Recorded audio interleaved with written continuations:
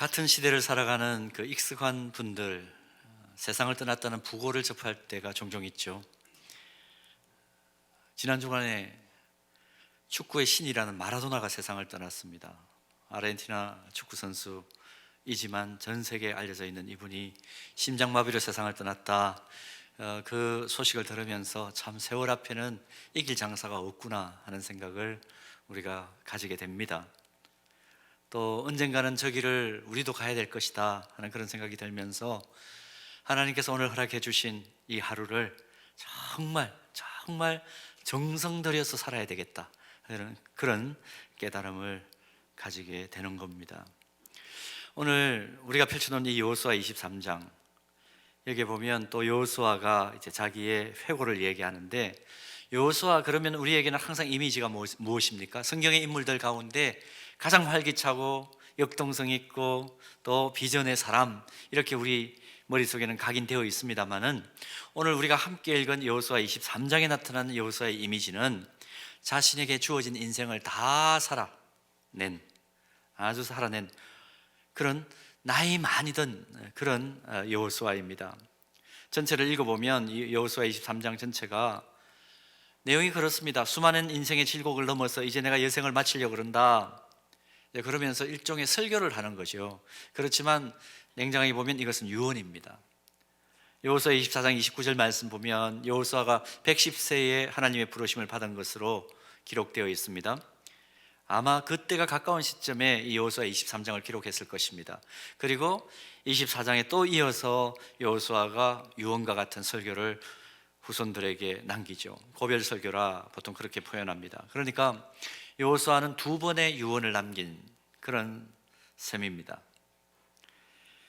오늘 첫 유언인 오늘 본문을 보면 구약 성경이 우리에게 주려는 핵심 메시지가 아주 함축적으로 기록되어 있습니다. 그 핵심 메시지는 뭐냐면 하나님 말씀에 순종하면 복받고 불순종하면 저주받는다는 것입니다. 벌받는다. 간단해요. 근데 이 메시지를 전하는 여호수아의 태도와 덧붙여진 고백들을 통해서 아주 중요한 교훈을 발견합니다. 뭐냐면 우리 그리스도인들이 한평생을 살면서 자신의 당대만 생각해서는 안 된다는 것입니다. 역사의식을 가져야 된다는 것이죠. 나를 뒤따라오는 세대들, 그들을 염두에 두고 적어도 내 뒤를 따라오는 다음 세대들이 이랬으면 좋겠다, 그리고 그들이 실제적으로 그렇게 삶을 살 수 있도록 내가 좀 영역을 넓히고 징검다리가 되어주고 디딤돌이 되어야 되겠다 하는 그 메시지를 이 여호수아 23장에서 여호수아는 유언을 통해서 담아내고 있습니다. 그래서 오늘 날마다 우리가 기도하는 것 무엇입니까? 어제보다 오늘이, 오늘보다 나은 더 내일 기대하면서 우리 가정생활을 하고 이 아름다운 교회 안에서 신앙생활을 하고 또 한국교회가 그렇게 되었으면 좋겠고 이 나라와 이 민족이 그렇게 되었으면 좋겠다 하는 마음의 소원을 가지고 우리가 많이 기도하고 움직이는데, 믿음의 세대 개성을 원하는 우리들, 특별히 믿음을 가진 우리 믿음의 선배들은 어떤 의식과 자세를 가져야 되는지를 함께 나누기를 원합니다. 첫 번째로, 믿음의 아름다운 세대 개성을 원한다면 우리가 믿음의 선배들이라면 어떤 의식을 가져야 될까? 첫 번째는 이것입니다. 정확한 현실 감각을 가지고 자신이 경험한 하나님을 말해줄 수 있어야 됩니다. 지금 이 자리에 기성세대 아닌 분들이 혹 계실지 모르겠습니다만은 오늘 본문을 보실 때는 조금 나이가 들었다는 의식을 가지고 보시면 훨씬 이해가 쉽고 또 실감이 날 것입니다. 여러분 커피 좋아하시나요? 커피 원액인 이 에스프레소 위에다가 우유 거품을 얹은 그 커피 종류가 있죠. 우리가 카푸치노 그렇게 말하는데, 카페 라떼보다는 우유 양이 좀 적기 때문에 그 컵 공간에 우유 거품을 채워 넣었으니까 훨씬 커피 맛이 진한 그런 커피 종류입니다. 근데 이 카푸치노라는 말이 어디에 생겼느냐 보니까요, 중세 시대 성프란세스코가 여러 이제 수도회를 설립했는데 그 중에 작은 형제회 수도회라는 것이 있습니다. 그 수도회 분파인 카푸친 수도회라는 곳이 있어요. 카푸친 수도회, 이름이 조금 비슷하죠. 이 수도사들이 입고 다니는 옷이 뭐냐면, 여러분 우리가 영화나 영상에서 자주 보는데요, 머리에서부터 발끝까지 통으로 연결된 수도사복을 아마 보셨을 것입니다. 근데 머리가 어떻게 되어 있습니까? 통으로 연결되어 있는데 이 두건이 뾰족하게 이렇게 올라와 있을 거예요. 그러니까 이 수도사들이 입고 다니는 이 복장의 그 두건 모양, 이 모자 끝이 마치 그 커피 원액 위에다가 거품을 올려놓은 그 모양과 흡사하다 그래가지고 이 카푸친 수도회의 모자 같다, 그런 의미로 카푸치노라는 말이 나왔다는 겁니다. 참 이 사람들이 말을 만들어내는 거 보면 신기하죠. 근데 이 카푸친 수도회가 사람들의 관심을 끄는 것은 카푸치노라는 커피와 관련이 있어서 그렇기도 하지만 이 수도사들이 고유하게 사용하는 인사말 때문입니다. 이 카푸친 수도에 속한 수도사들은 수도사들끼리 서로 만나면 초대교회 그리스도인들이 사용했던 그 인사를 계속해서 사용을 하는데요, 어떤 인사냐 하면 메멘토 모리, 기억나십니까? 메멘토 모리, 라틴어인데요, 당신의 죽음을 기억하라, 이렇게 서로 인사를 합니다. 당신의 죽음을 기억하십시오. 여러분, 앞으로 카푸치노 커피 마시시면 카푸친 수도사들이 인사했던 이 메멘토 모리도 함께 좀 기억하시기를 바랍니다. 죽음을 진지하게 묵상하면서 언젠가는 나도 우리 조상들이 갔던 그 길, 나도 갈 수밖에 없다. 그러니 내가 오늘 하루를 살아도 제대로 살아야 되겠다. 죽음이 멀지 않다. 내가 하루를 살아도 정말 정성스럽게 살아가야 되겠다. 그런 생각을 하시면서 카푸치노 한 잔 오늘 하시기 바랍니다. 제가 사드리지는 못하겠습니다. 죽음을 앞두고, 표현이 좀 무겁죠. 근데 11월 달은 참 이런 생각을 하기에 딱 적격인 그런 날씨를 가지고 있습니다. 우리가 한평생 그냥 이럭저럭 살다가 휙 가버리는 게 아니고, 나와 가까운 누군가에게 마지막 말을 남길 수 있다면, 그리고 그들에게 나의 이미지, 나의 심상을 어떻게 남길 것인가 생각해 보는 것 대단히 중요합니다. 어떤 분은 죽기 전에 자기 앞에 쭉 둘러선 사람들을 향해서 그렇게 얘기했다고 그러죠. 내가 믿는 예수님, 여기 둘러서 있는 여러분들도 꼭 믿기를 바랍니다. 그리스도인으로서는 할 수 있는 최상의 유언을 남기기도 했다고 그러죠. 여러분, 이 자리에서 한번 정리해 보실 수 있기를 바랍니다. 오늘 본문을 보면, 본문이 시작되면서부터 여호수아가 자신이 직면한 현실에 대한 정확한 인식을 하고, 그 다음에 계속해서 후배들에게 꼭 남기고 싶은 이야기들을 쭉 남기는 것을 볼 수가 있는데요, 먼저 자신이 육신이 점점 약해져 가는 상황 앞에서 이 상황이 도대체 어떻게 받아들여져야 되느냐 하는 여호수아의 태도를 먼저 발견합니다. 본문 말씀 1절 끝부분을 보면 여호수아가 당면한 상황을 객관적으로 성경은 이렇게 기록하고 있습니다. 여호수아가 나이 많아 늙은지라. 이건 객관적인 진술이죠. 여호수아를 향한 객관적인 진술입니다. 근데 이 상황에 대해서, 이 객관적인 상황에 대해서 여호수아가 어떻게 받아들였을까? 난 절대로 안 늙었어, 난 아직 신세대야. 그러면 후배들이 뭐라 그럽니까? 아니에요, 신세대예요. 그 얘기 해주죠. 자, 여호수아는 어떻게 받아들입니까? 여러분, 2절, 1절 끝부분에 객관적인 그런 진술이 되어 있고, 자, 2절 끝부분을 보면 이스라엘의 지도자들 딱 모아놓고 여호수아가 뭐라고 고백을 합니까? 나는 나이 많아 늙은지라, 그렇게 고백을 합니다. 안 늙었다고 우기지 않습니다. 세월의 순리 앞에 역행하지 않고 자신을 복종시키는 아름다운 모습을 보여줍니다. 아름다운 믿음의 롤 모델을 보여줍니다. 자신의 직면한 현실을 그대로, 있는 그대로 받아들이고, 여호수아 23장 14절 첫 부분에서 더 나아가서 이렇게 고백하죠. 보라, 나는 오늘날 온 세상이 가는 길로 가려니와, 그렇게 또 고백합니다. 자신이 가야 할 길 담담하게 받아들이고 있습니다. 인간적으로 보면 참 받아들이기에 힘겹고 탐탁하지 않은 것이지만, 이 나이듦과 죽음의 현실을 정확하게 바라보면서 순간순간을 정성스럽게 살아내는 것, 이게 그리스도인이다 하는 것을 여호수아는 모범을 보여주는 것입니다. 성경을 보면 우리 그리스도인들이 나이듦과 죽음을 어떻게 받아들여야 될 것인가, 거기에 대해서 밝혀주는 말씀 참 많죠. 그중에 신약 성경 고린도후서 4장 16절 말씀은 아주 중요한 말씀입니다. 여러분, 예배당 계단 오르내리실 때 힘들다는 느낌을 받으시는 분들은 오늘 이 말씀이 큰 은혜가 될 것입니다. 자, 보십시오. 그러므로 우리가 낙심하지 아니하노니 우리의 겉사람은 낡아지나 우리의 속사람은 어떻다고요? 날로 새로워지도다. 얼마나 은혜가 있습니까? 우리의 그 사람은 점점 낡아진다. 개역성경 옛날에 보면 후패해진다 이렇게 표현을 했습니다.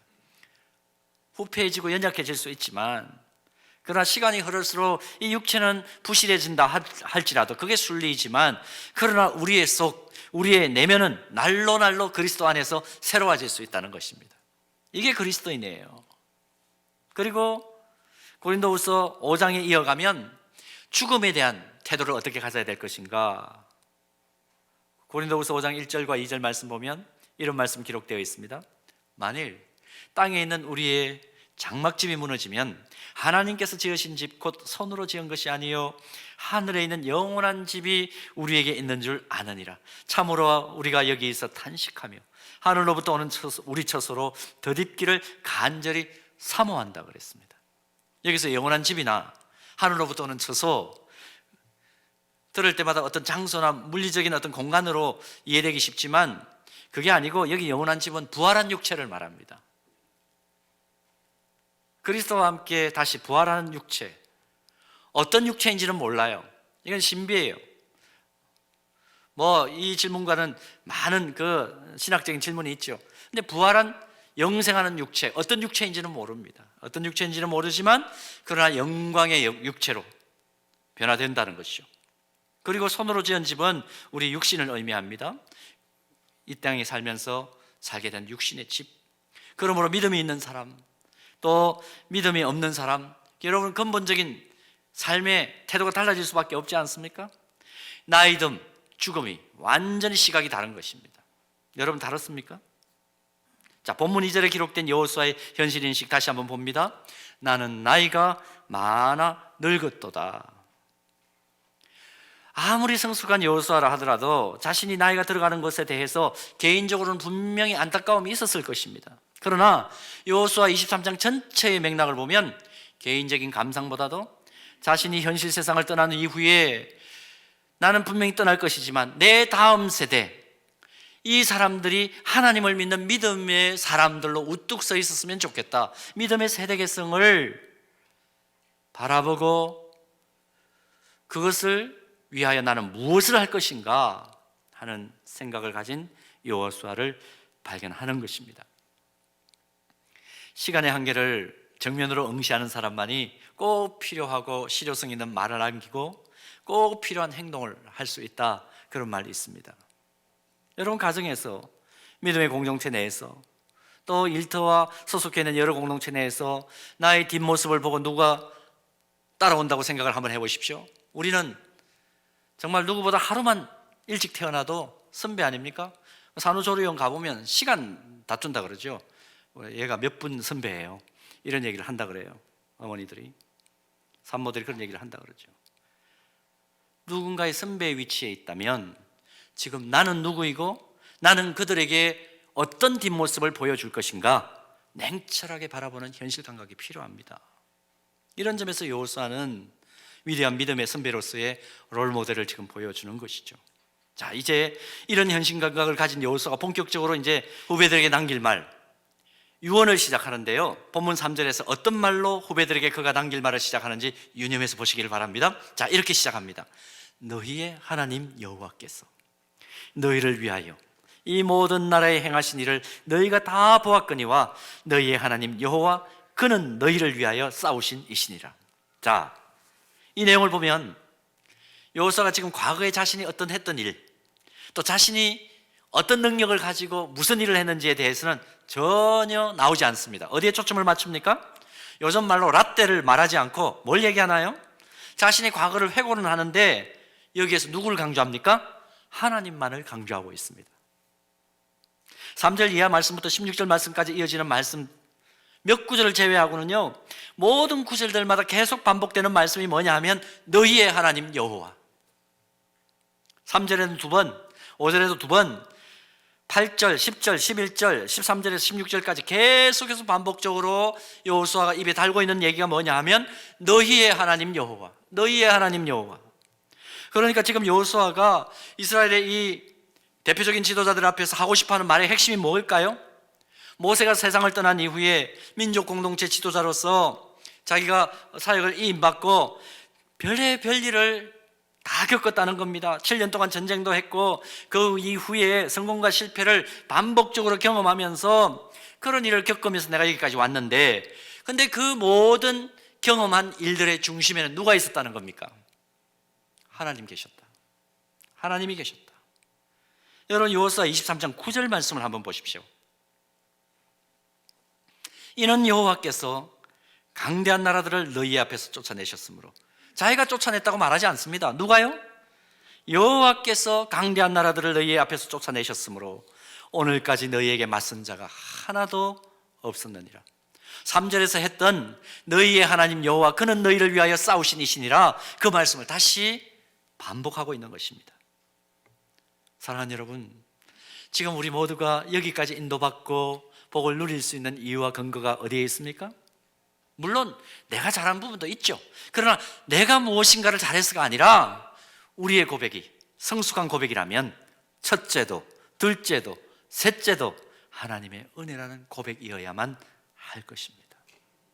자신의 과거를 돌이켜 보든지 이스라엘 백성 전체가 지나온 발자취를 점검해 보든지 모든 것을 이루신 분은, 여기까지 인도해 주신 분은 여호와 하나님이시다. 어떤 사람이 성숙한 그리스도인일까?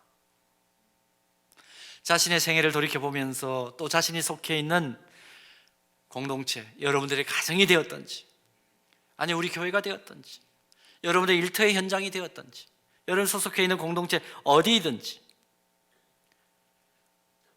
하나님께 초점을 맞출 수 있는 사람이, 또 그런 사람이 있는 공동체가 믿음의 세대 개성을 이루어내고 놀라우신 하나님이 베풀어 주시는 은총을 지속적으로 경험할 수 있는 개인이 되고 공동체가 될 수 있다는 것, 이거 오늘 우리 믿음의 고백이 되기를 바랍니다.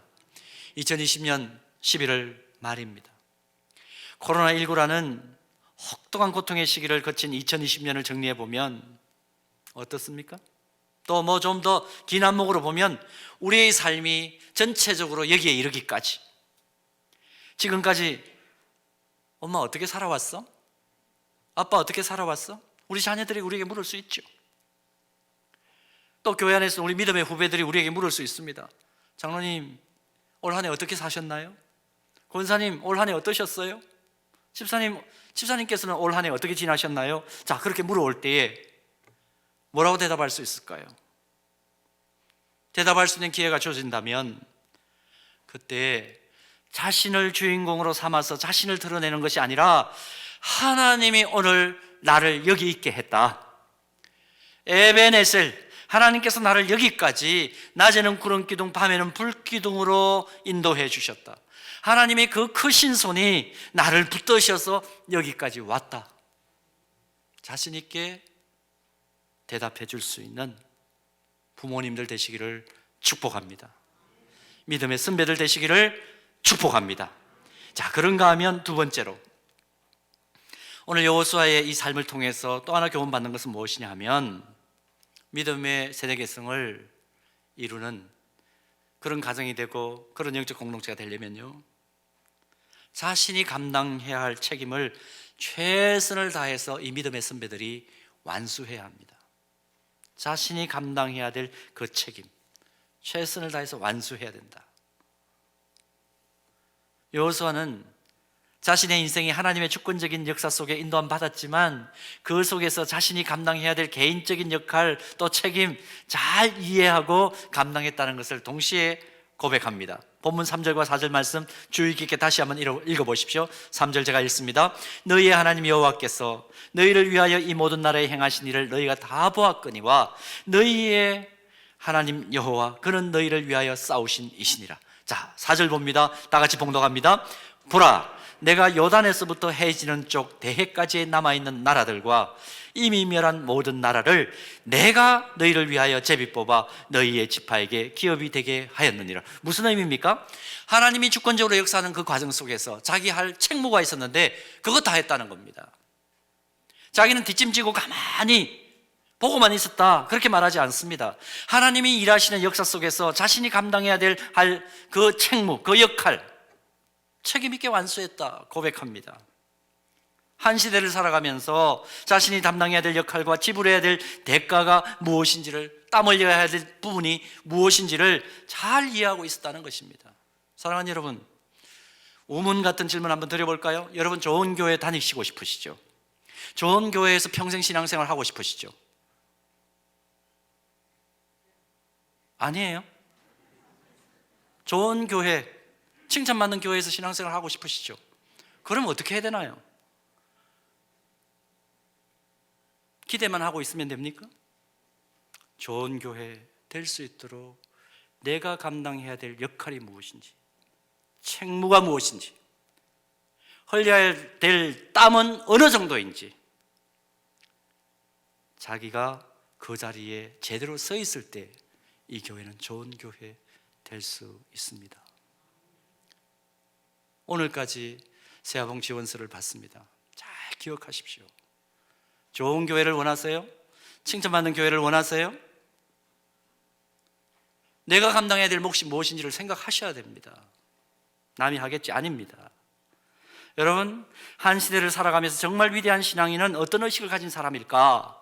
첫째는 하나님의 위대하심을 믿는 사람, 두 번째는 위대하신 하나님의 그 섭리 안에서 현실적으로 자신이 감당해야 될 역할과 지불해야 될 대가를 최선을 다해 감당하고 있다고 자신 있게 말할 수 있는 사람, 그 사람이 정말 위대한 신앙인이에요. 우리가 교회 안에서나 어디에서나 모든 사회 감당할 때 겸손할 필요는 있습니다. 겸손해야죠.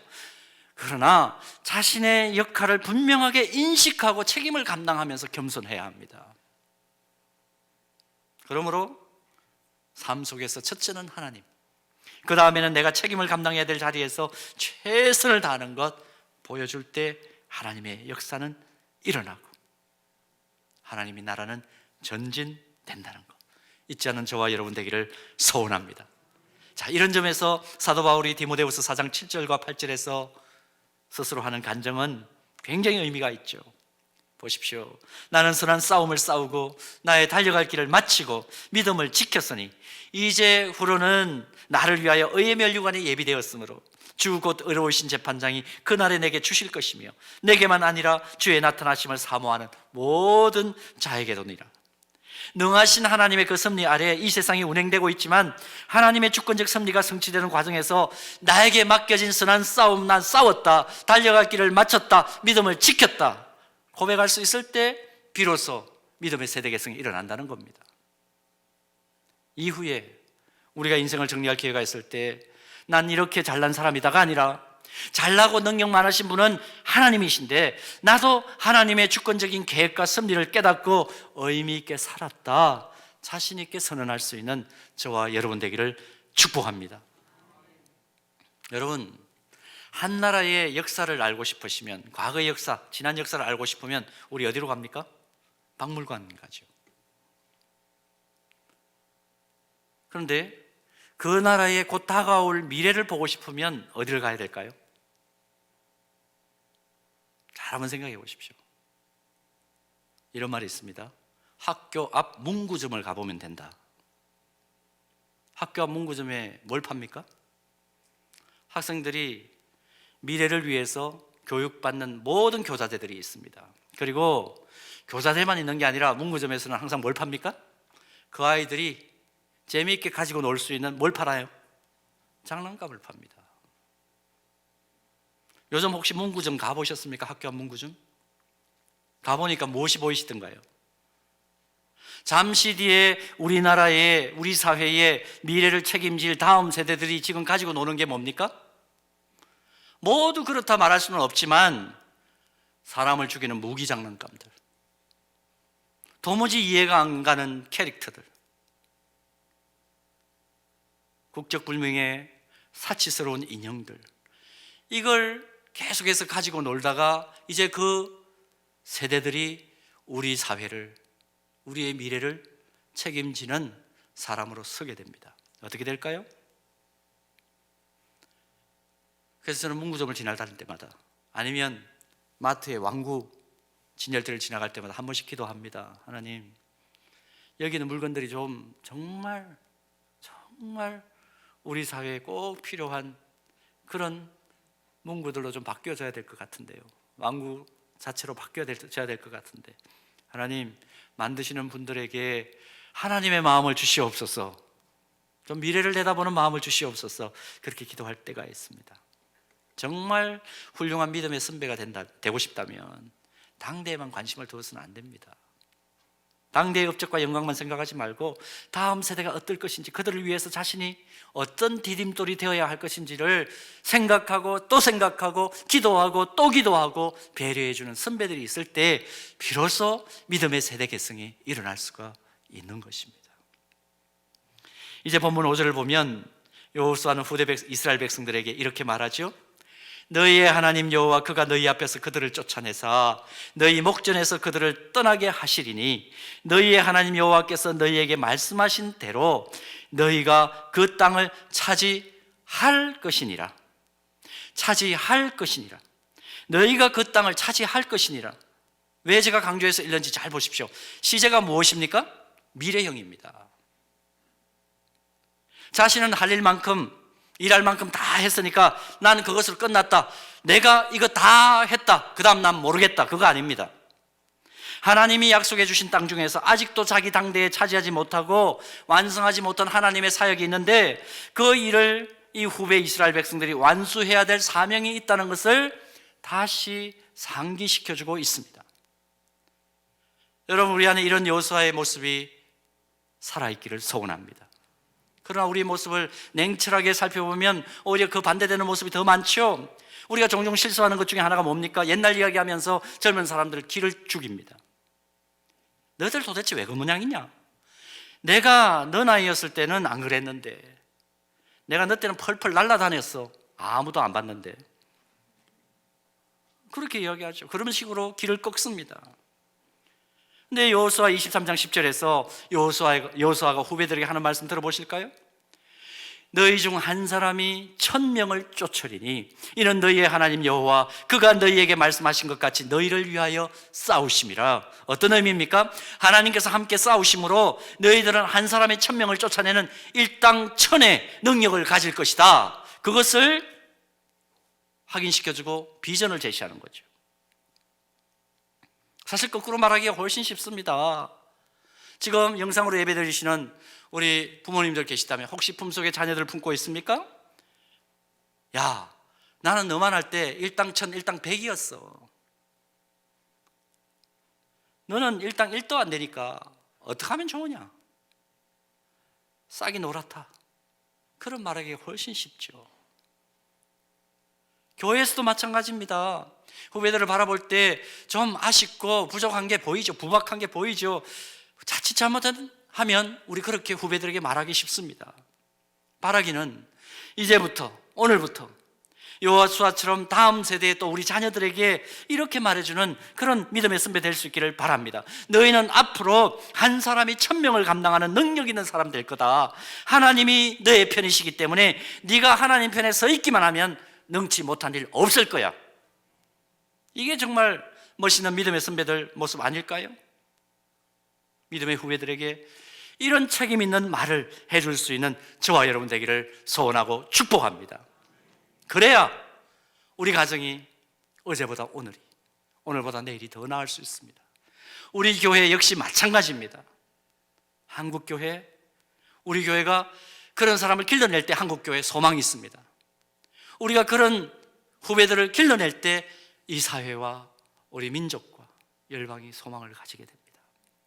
바라기는 믿음의 선배라는 자각이 있으면 오늘 어떻게 해야 될 것인가? 여호수아를 통해서 다시 한번 배우고 모든 공동체들을 오늘보다 내일이 더 나은 공동체로 세워내는데 우리가 디딤돌이 되기를 주님의 이름으로 축복합니다.